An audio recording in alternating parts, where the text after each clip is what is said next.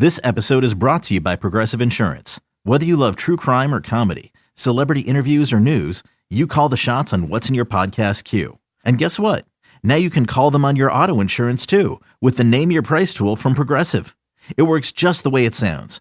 You tell Progressive how much you want to pay for car insurance, and they'll show you coverage options that fit your budget. Get your quote today at Progressive.com to join the over 28 million drivers who trust Progressive. Progressive Casualty Insurance Company and Affiliates. Price and coverage match limited by state law. Are high-interest credit cards or personal loans weighing you down? Unlock gives homeowners a smarter option. With a home equity agreement, you can tap into your home's equity for cash today, and there are no monthly payments. Here's how it works. Unlock provides funds upfront and in exchange shares in a portion of your home's future value. That means you keep control with the flexibility to use your equity your way. Pay off bills, invest in home improvements, or set aside savings for peace of mind. For thousands of homeowners, Unlock has been the key to moving forward without the pressure of another payment. Put your equity to work for you. Visit Unlock.com to learn more about a home equity agreement. That's Unlock.com to learn more. Terms and conditions apply. Not all homeowners will qualify. Not available in all states. Actor Portrayal. Home equity agreements are offered by Unlock Home Equity Solutions, Inc. In certain states, NMLS number 2657081. Visit www.consumeraccess.org for more info.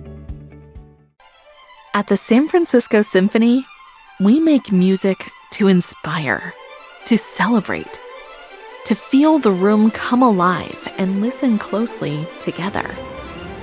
For wonder and discovery, for remembering where we've been and imagining what comes next, for staying connected, and for joy.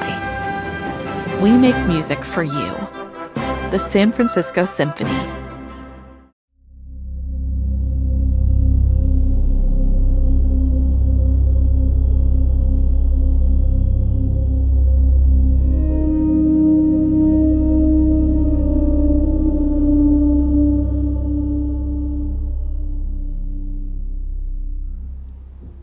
The drive took longer than Bill expected.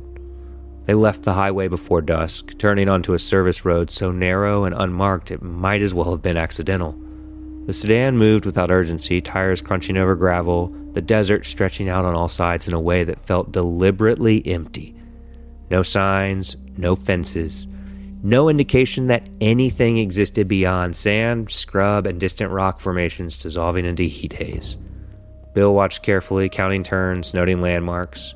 The road curved when it shouldn't have. At one point, the driver slowed near a dry arroyo and pressed a button mounted beneath the dashboard.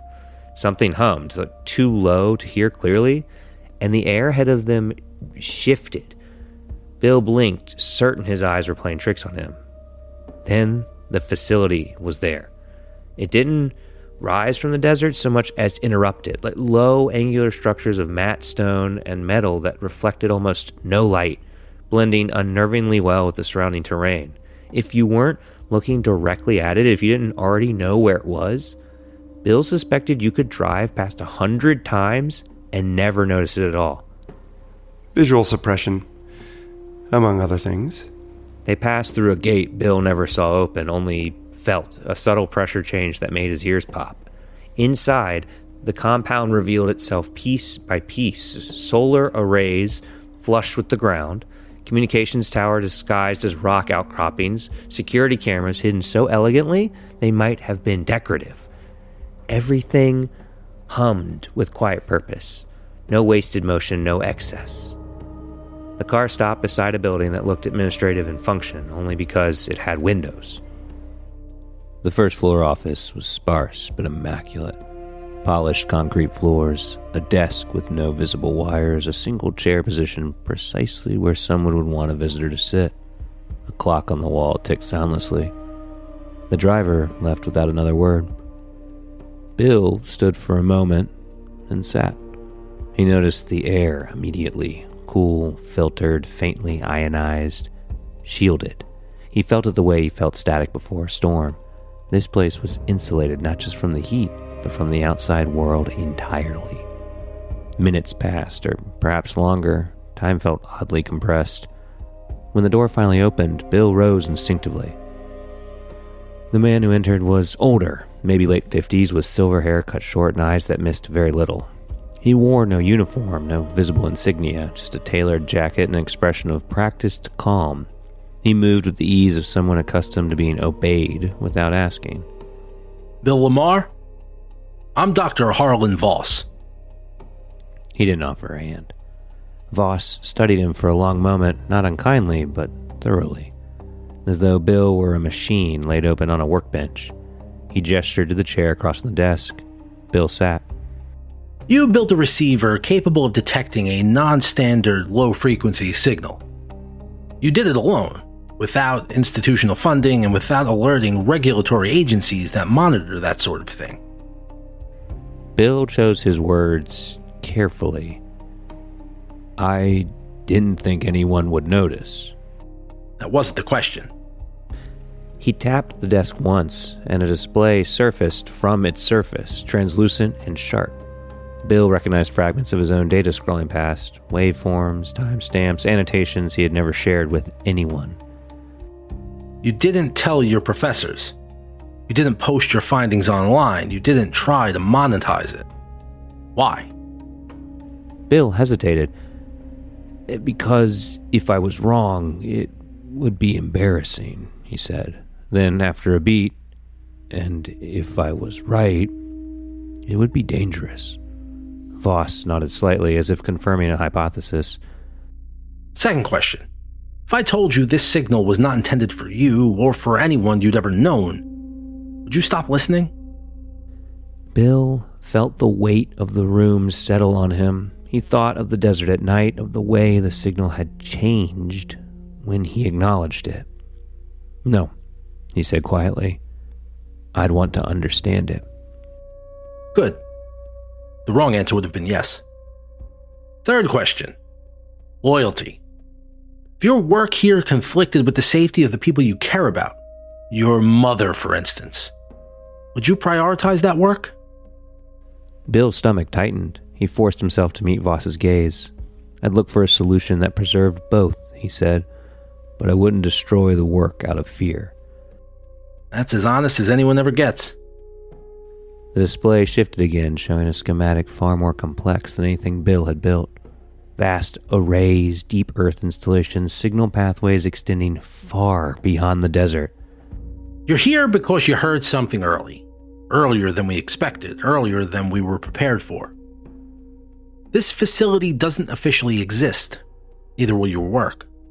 You'll be given resources most researchers only dream about, and restrictions they'd never accept. One final question. If you discover that the signal is not passive, that it can learn, will you tell us the moment you're certain? Bill thought of the way the pulses had tightened, responded, adapted. Yes, he said, the moment I'm certain. Voss held his gaze for a long second, then nodded. Welcome aboard, Bill Lamar. Bill slept in his own bed that night, and it felt wrong. The trailer was too small after the facility, too thin, too porous. Every sound carried, the click of cooling metal, the distant bark of a dog somewhere down the road, the whisper of wind dragging itself across the desert. Bill lay awake, staring at the faint cracks in the ceiling, half expecting the low hum of machinery to bleed through the walls. It didn't. The quiet pressed in instead, heavy and unfamiliar. Morning came, harsh and bright. Sharon was already up, standing at the counter with a cup of coffee gone lukewarm in her hands. She looked tired in the way of someone who never quite caught up on rest. When she smiled at Bill, it was reflexive, practiced. You're up early. Bill nodded, forcing himself into the rhythm of the day. Cereal, shoes, backpack. Ordinary motions that felt like camouflage. Everything in him wanted to look twice at her, to memorize the way the light caught the gray beginning at her temples, the small scar on her knuckle from a long ago accident at work. He told himself he was being dramatic. School today? Yeah, Bill said. It was close enough to the truth to pass. She studied him over the rim of her cup. You feeling okay? You look distracted. I didn't sleep much. That's nothing new. Just don't forget your shift tonight. I won't. The words tasted strange. Bill knew with sudden clarity that routines like this were already slipping out of reach. Not gone yet, but receding like a signal losing strength. At the door, Sharon pulled him into a hug. It lingered longer than usual. Bill felt her exhale against his shoulder, slow and careful, like she was steadying herself. You don't have to rush through life, you know. Whatever you're chasing, it'll still be there tomorrow. I know. He stepped outside before she could say anything else. The desert looked unchanged, but Bill no longer trusted appearances. The horizon shimmered with heat, and for just a moment he imagined he could see the faint outline of structures that weren't there, buildings folded into the landscape. He turned away and walked to his car. At school, everything felt absurdly normal. Students complained about exams, a vending machine ate someone's money, a professor droned on about error margins and acceptable uncertainty. Bill took notes automatically, his mind drifting to the memory of translucent screens and data arrays buried deep underground. He caught himself scanning the room for cameras, for people who didn't belong. No one did. By afternoon, his phone vibrated once. No caller ID, no message, just a vibration, brief and deliberate. Bill felt it in his bones more than his pocket. After his shift at the gas station, he drove home as the sun sank low, painting the desert in blood orange light. Sharon was already dressed for work, tying her hair back in the bathroom mirror. She looked smaller somehow, framed by the narrow doorway. Don't stay up too late. You too. She hesitated, then reached out and brushed dust from his sleeve. You're a good kid, Bill. No matter where you end up. Bill nodded. He watched her walk to the car, the engine starting, the taillights shrinking as she pulled onto the road. He stood in the doorway long after she was gone, a tight, unfamiliar pressure building behind his ribs. For the first time, the desert did not feel like a place he belonged.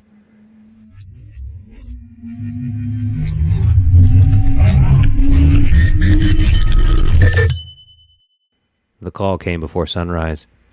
Bill answered on the second ring, already awake. The voice on the other end gave him a time, a location, and nothing else. An hour later, the black sedan was waiting at the edge of town, parked where the desert swallowed the road. The same driver nodded once and said nothing as Bill climbed in. The facility emerged the same way it had before, not suddenly, but inevitably. Inside, the pace was relentless. Bill was escorted to a windowless intake wing deep within the complex where the air felt denser and the light never shifted. A woman in a gray lab coat handed him a tablet and gestured toward a long table bolted to the floor. Read everything, initial where indicated, sign only when prompted. The paperwork alone took hours. Non-disclosure agreements layered on top of one another, written in language so precise it bordered on hostile. Clauses about jurisdiction, deniability, containment, pages detailing consequences that escalated not emotionally but mathematically. Loss of clearance, loss of autonomy, loss of legal identity. Bill read every word. He initialed every margin. His hand cramped, but he didn't rush. Next came the psychological profile. A different room, a different examiner, questions delivered without expression. Do you experience guilt when withholding information? Have you ever felt observed when alone?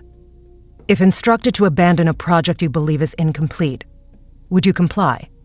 Some questions were repeated later, phrased differently, spaced hours apart. Bill noticed. He answered consistently anyway. He didn't try to give the right responses, only the true ones. When asked why he preferred solitude, he said, because noise hides patterns. The examiner paused for a fraction of a second before continuing. The physical testing followed. Blood drawn and redrawn, scans that hummed and clicked around his skull, mapping neural responses in real time, stress tests that pushed his heart rate until his vision tunneled, followed immediately by fine motor evaluations requiring absolute precision. He ran until his legs shook, then solved equations while monitors tracked his micro-expressions. At one point, someone shined a light into his eyes and asked him to describe the last sound he remembered hearing as a child. Bill said, static, without thinking. The technician made a note and moved on. By the end of the day, Bill's exhaustion was complete. Not the kind that sleep could fix, but the deeper kind, the feeling of being taken apart and reassembled by strangers who knew exactly what they were looking for. He sat alone in a small waiting room, hands resting on his knees, every muscle humming with fatigue. The door opened quietly. Dr. Voss entered, tablet in hand, scanning the data as he walked. He stopped in front of Bill and looked down at him with something approaching approval. You meet the criteria, across the board. What happens if I didn't? Voss considered the question. You wouldn't remember being here. He tapped the tablet once and the display went dark. You understand the protocols. You understand that from this point forward, your work, your movements, and in certain circumstances, your identity are subject to revision. Yes, Bill said. His voice was hoarse but steady. Voss studied him for a long moment, then extended a hand for the first time. Bill took it. The grip was firm, brief, final. And I suppose there's only one thing left. He turned and gestured toward a door at the end of the corridor. It slid open silently, revealing a descending stairwell lined with warning placards Bill didn't yet have clearance to read. Voss looked back at him, eyes sharp and unreadable. Welcome to Area 52. This episode is brought to you by Progressive Insurance. Whether you love true crime or comedy, celebrity interviews or news, you call the shots on what's in your podcast queue. And guess what? Now you can call them on your auto insurance too, with the Name Your Price tool from Progressive. It works just the way it sounds. You tell Progressive how much you want to pay for car insurance, and they'll show you coverage options that fit your budget. Get your quote today at Progressive.com to join the over 28 million drivers who trust Progressive. Progressive Casualty Insurance Company and Affiliates. Price and coverage match limited by state law. Are high-interest credit cards or personal loans weighing you down? Unlock gives homeowners a smarter option. With a home equity agreement, you can tap into your home's equity for cash today, and there are no monthly payments. Here's how it works. Unlock provides funds upfront and in exchange shares in a portion of your home's future value. That means you keep control with the flexibility to use your equity your way. Pay off bills, invest in home improvements, or set aside savings for peace of mind. For thousands of homeowners, Unlock has been the key to moving forward without the pressure of another payment. Put your equity to work for you. Visit unlock.com to learn more about a home equity agreement. That's unlock.com to learn more. Terms and conditions apply. Not all homeowners will qualify. Not available in all states. Actor Portrayal. Home equity agreements are offered by Unlock Home Equity Solutions, Inc. In certain states, NMLS number 2657081. Visit www.consumeraccess.org for more info.